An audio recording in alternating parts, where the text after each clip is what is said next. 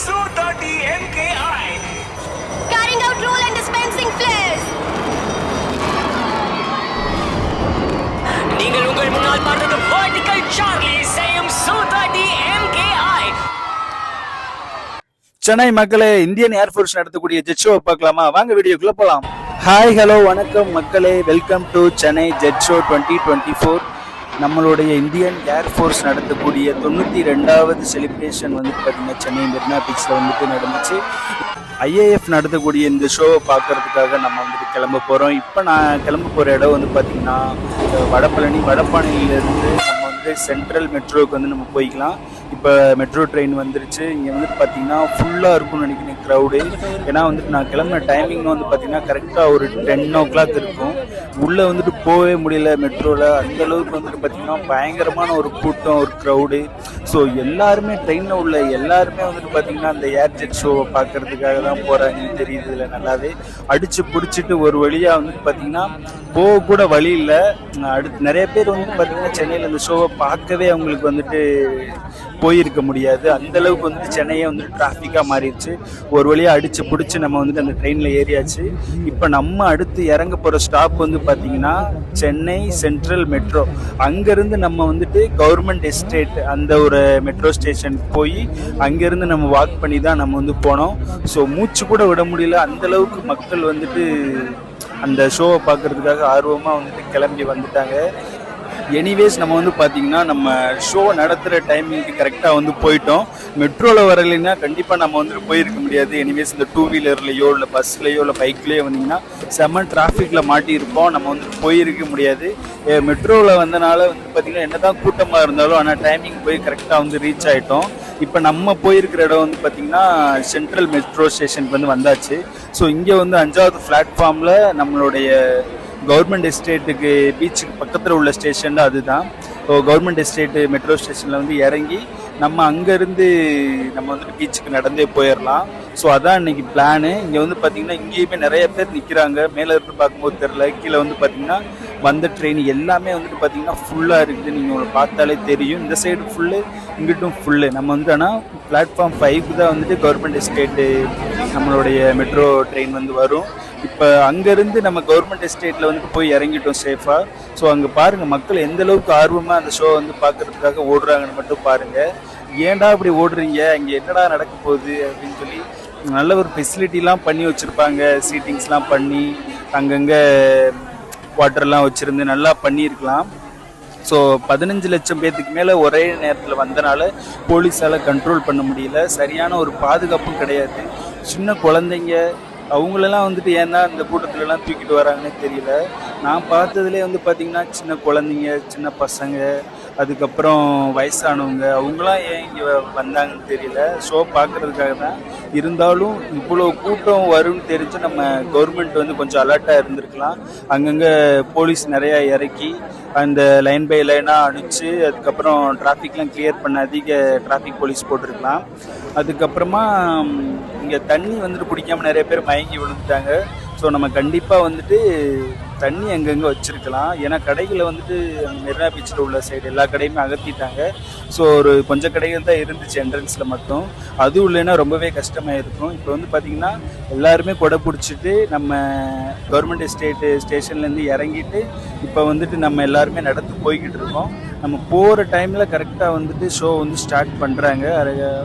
ஒரு அப்ராக்சிமேட்டாக ஒரு அன்றைக்கி 11 o'clock இருக்கும். ஸோ 11 o'clock தான் டைமிங்கு. நம்ம போய் ரீச் ஆனது 11:30 ஆயிடுச்சு. அங்கே போயிட்டு அந்தளவுக்கு க்ரௌடாக இருந்துச்சு. இந்த ஷோவோட ஃபுல் வீடியோவுமே நம்ம வந்துட்டு எடுத்து போட்டிருக்கோம். கண்டிப்பாக நம்ம சேனலுக்கு ஃபஸ்ட்டாக வந்தீங்கன்னா மறக்காமல் லைக் பண்ணி ஷேர் பண்ணி சப்ஸ்கிரைப் பண்ணுங்கள். உங்கள் ஃப்ரெண்ட்ஸுக்கு இந்த ஷோ பார்க்காத யாரெல்லாமே இருக்கீங்களோ அவங்களுக்கு இந்த வீடியோ வந்து ஷேர் பண்ணி விடுங்க. ஷோ ஃபுல்லாக பார்த்து என்ஜாய் பண்ணுங்கள் ஃப்ரெண்ட்ஸ்.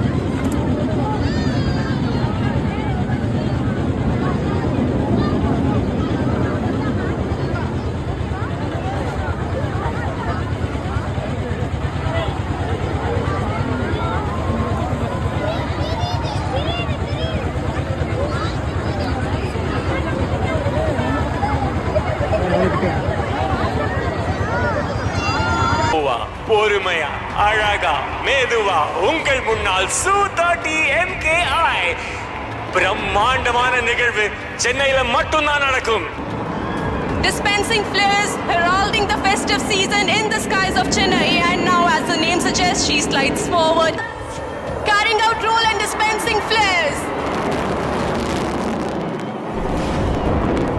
நீங்கள் உங்கள் முன்னால் பார்த்தது வெர்டிகல் சார்லி செய்யும் சூ30 MKI.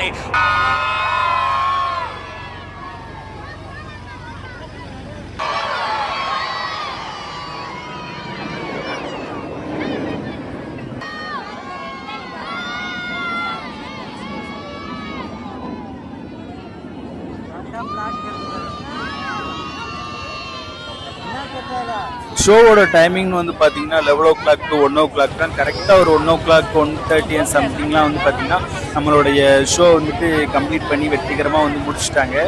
அதுக்கப்புறமா தான் நடந்துச்சு பாருங்க ஒரு சம்பவம். யாருமே அந்த பீச்சுக்குள்ளே போனவங்க வந்துட்டு வெளியே வரவே முடியல. அந்தளவுக்கு வெளியில் க்ரௌடு. இன்னுமே வந்துட்டு பார்த்தீங்கன்னா பார்க்குறதுக்கு 1 மேலேயும் மக்கள் வந்து வந்துக்கிட்டே இருக்கிறனால கண்ட்ரோல் பண்ணவே முடியல மக்களை. அந்தளவுக்கு டிராஃபிக் ஆயிடுச்சு. ஒரு சைடு பார்த்தீங்கன்னா கடல் எந்த அளவுக்கு இருக்கோ அதே சைடு ஆப்போசிட்டில் அந்த சைடு வந்து பார்த்திங்கன்னா மக்களும் அந்தளவுக்கு எல்லாருமே யங்ஸ்டர்ஸு, ஃபேமிலி மெம்பர்ஸு, கேர்ள்ஸ் எல்லாருமே வந்துட்டாங்க இந்த ஷோவை பார்க்குறதுக்காக. ஏன்னா வந்துட்டு இது வந்துட்டு 2வது முறையாக வந்துட்டு நம்ம தமிழ்நாட்டில் நடக்குது இந்த ஷோ. அதுவும் நம்ம சென்னையில் இந்த வாட்டி பிளான் பண்ணியிருக்கிறனால ஸோ வேர்ல்டு ரெக்கார்டே வந்துட்டு பண்ணிருச்சுன்னு சொல்கிறாங்க. ஏன்னா நிறைய பேர் வந்துட்டு இந்த ஷோக்கு ஒரே டைமிங்கில் வந்துட்டு Marina beach spot after jallikattu. இது வந்துட்டு ஜல்லிக்கட்டுக்கு அப்புறம் இந்த அளவுக்கு கூட்டம் கூடியிருக்குன்னா நம்மளுடைய ஐஏஎஃப் நடத்தக்கூடிய இந்தியன் ஏர்ஃபோர்ஸ் 2024 ஏர் ஜெட் ஷோவாக தான் இருக்கும். நம்ம இப்போது இங்கே நம்ம எப்படியாவது வெளியில் போவோம் அப்படின்னு சொல்லிட்டு போக முடியல. நாங்கள் அப்படியே மூவ் பண்ணி இங்கே ஜெயலலிதா அப்புறம் அதுக்கப்புறமா கலைஞர் கருணாநிதி அவர்கள் அவங்களுடைய சமாதியை வந்துட்டு பார்க்க போயிட்டோம்.